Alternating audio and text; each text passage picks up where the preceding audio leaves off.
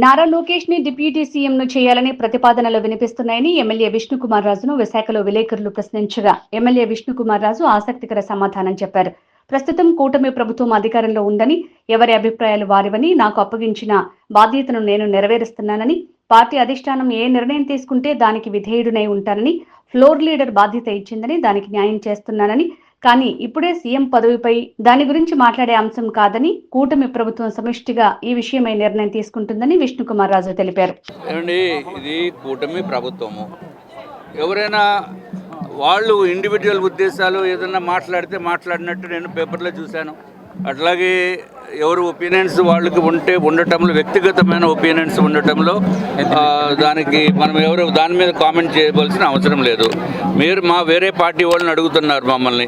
మేము భారతీయ జనతా పార్టీ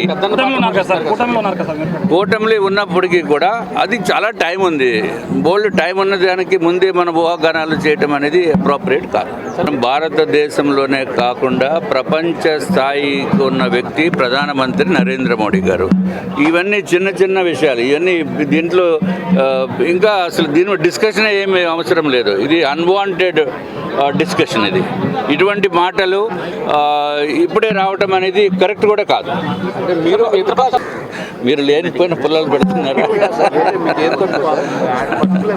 ఏమి తక్కువ ఎక్కువ అనేది కాదు, కానీ ఏదైనా కూటమి ప్రభుత్వము నిర్ణయం ఏదైతే నిర్ణయిస్తారో ఆ నిర్ణయానికి ప్రతి ఒక్కరు కూడా కట్టుబడి ఉంటారు. ఒకవేళ ఓకే అంటే మీరు తీసుకోవడానికి సిద్ధంగా ఉన్నారు. ఒకవేళ విష్ణుకుమార్ రాజు గారు కరెక్ట్ పర్సన్ అనుకుంటే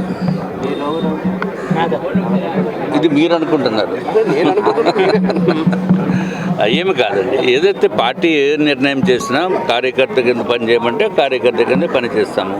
నన్ను ఫ్లోర్ లీడర్గా, ఎమ్మెల్యేగా నాకు టికెట్ ఇచ్చారు. నెగ్గేమో ప్రజలు నెగ్గించారు. నెగ్గంటే నేను నెగ్గడం కాదు. ఇక్కడ రాష్ట్ర ప్రజలు, తర్వాత మా నార్త్ నియోజకవర్గ ప్రజలు నాకు ఓట్లు వేసి గెలిపించారు. అట్లాగే తర్వాత పార్టీ ఫ్లోర్ లీడర్గా నన్ను పని చేయమంది. ఫ్లోర్ లీడర్గా నాకు అవకాశం ఇచ్చారు. ఫ్లోర్ లీడర్గా నేను పనిచేస్తున్నాను.